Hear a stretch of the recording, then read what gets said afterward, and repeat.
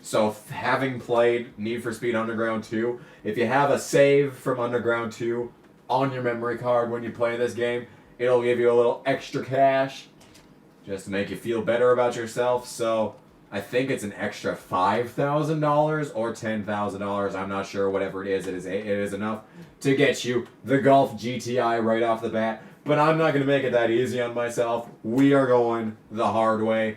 I'm either going to pick the Lexus or the Cobalt. They're my two favorites. So normally, what'll happen is if you start, whichever car that you start out with will probably be the one that you take all the way to the end of the game. And they tried to change that as Need for Speed went along. Like, obviously, the very next game, Carbon, with the tier bullshit. So you can't take a frickin' Cobalt and race it against a McLaren and expect good results. Hey, it's me.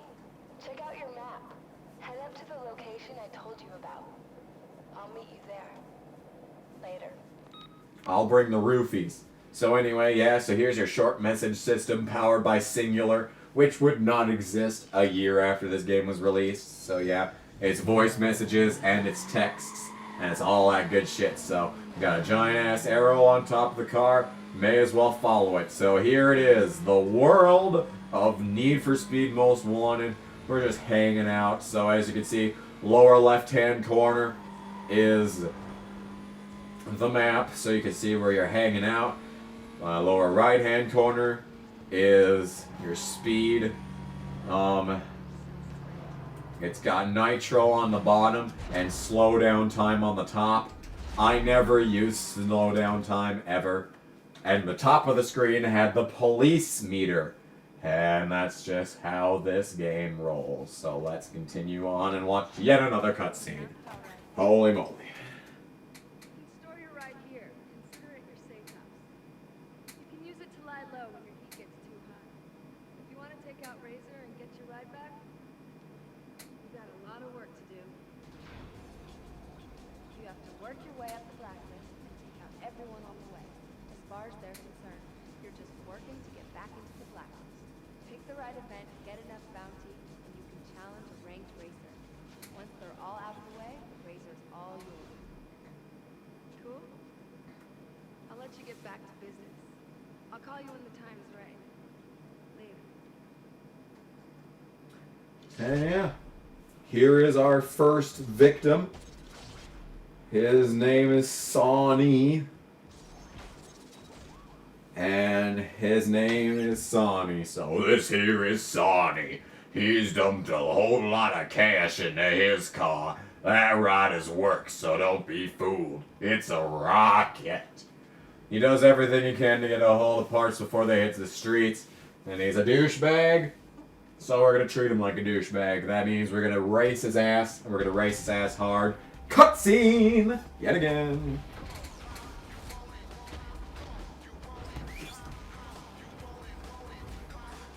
Come on, content ID.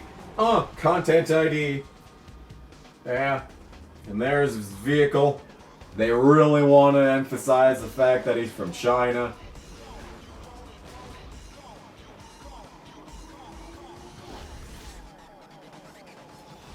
So yeah. And there it is. So here's the screen that we're going to be looking at often. So basically what you got to do, it's summarized up there, but I'm going to go more in depth because I want to. So races, self-explanatory. Milestone events, those are... fuck me sideways. I can't talk when I have to belch every 5 seconds. So this is stuff that you do in police pursuits. We will get to that when we get to that, as well as bounty. You just kind of get that as the game goes along. Bounty is pretty inconsequential, because you're just going to get it regardless, because you need to do the milestone events, and when you do the milestone events, you'll get bounty from those. So bounty is just there to be there.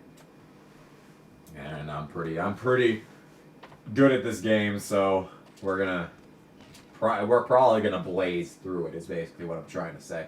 We'll blaze through this game quick and easy. And I'm gonna try to win every pink slip that I can. I don't think I will. I've never been able to. Some of the guys I can never get. I legitimately can never get, like, Earl. I've gotten him maybe twice ever. Ming is another one. He's a bitch and a half. Webster is my favorite car in the game, and I can never get his ass. But as you can see, we're playing this game now, and this car is far slower than the beautiful BMW we were just playing in. Unfortunately, that car is not going to see the light of day for a very long time. And we're going to have to put up with this shit as it goes along. But yeah, the game is self-explanatory. You do your races, you get your money, you get chased by the police, you take some shortcuts like this. This shortcut right here, this is legitimately the best shortcut to ever exist. Because barely anyone ever takes it. I mean, look at that. They didn't even take it. Sometimes, like when you're running against, like you'll see once we get past these races, we'll have the boss races, and we have to race against the blacklist guys, as you can see. Sometimes they won't even take the shortcuts, which can be kind of a head scratcher, especially from a game design standpoint. But because you'd think like the bosses would be the hardest would be like the smartest guys, and they do the best driving. They don't. It's weird. They don't sometimes. And speaking of difficult bosses, there are some guys in this game that give me a hard time. It's either Izzy or Iggy. I don't remember which. I think it's Izzy. She's a bitch and a half for me. I can never get her the first try. I always have to fucking start over all the time. And I think you can restart the race, yes, right from the pause menu, so that's very convenient. I'm going to be doing that a lot with Izzy. That is for sure. But, yeah. And eventually we'll come to drag races. And those are quite the sight to behold. We'll get to that when we get to that, though. So, but by the time that I've gotten to explain all that shit, we've done a race! And ain't that just right? Oh, it's just... Oh, I feel it all over my body. All $1,500, man. All $1,500 of that. And yeah, I just talked about all that just now. And yeah, so that race is done. Now you can access through shortcuts all your bullshit. That's the map, and pressing up enters locations. Obviously, we can't do that right now, so so I'm gonna go to this race next, and that's just how it's gonna be. You can see it coming up on the game capture right there. Yeah, I'm trying to block it off with my big ass as much as I can, but I'm not doing a great job, as you can see. Anyway, let's take a look at the competition. To the right of me is a Cadillac, to the left of me is a Mustang. Well, you're getting a Mustang already, are you kidding me? And to the far right there was a Golf. It was a Golf. Yeah, it was a Golf. Yeah, it was a Golf. But anyway. This is an eliminator race. They're just like any other eliminator race. You just gotta finish first. But don't be in last, because then you'll be fucked entirely. Oh, threading the needle. Yeah, as you can see, I'm pretty good at this game. It shouldn't be that much of a problem. I just gotta get used to how tightly these turn. Like, I've been playing Gran Turismo 2 a lot lately, and I've been really used to really heavy cars that don't turn well. So, yeah.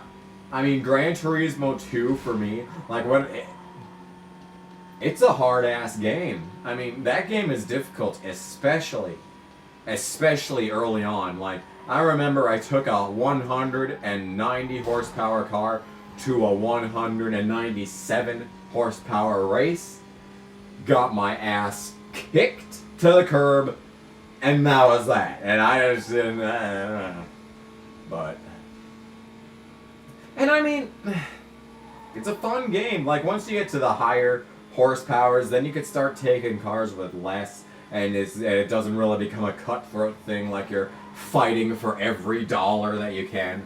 And a lot of the times, I still have to do, like, fucking, I still have to redo races after getting second at the fucking finish line.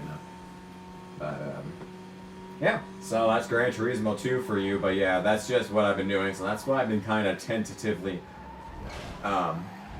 making my way through this. As you can plainly see, this game doesn't have the greatest crash engine.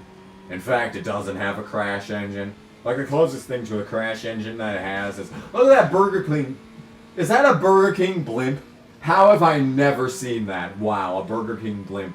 But yeah, the closest thing you get to crashing physics engine is when you go against the cops, which is really unrealistic, but it's fun. It's fun. That just makes it all right in the end. And we're almost done with this race too. Serum, Smoothie, and Illusion. God damn it.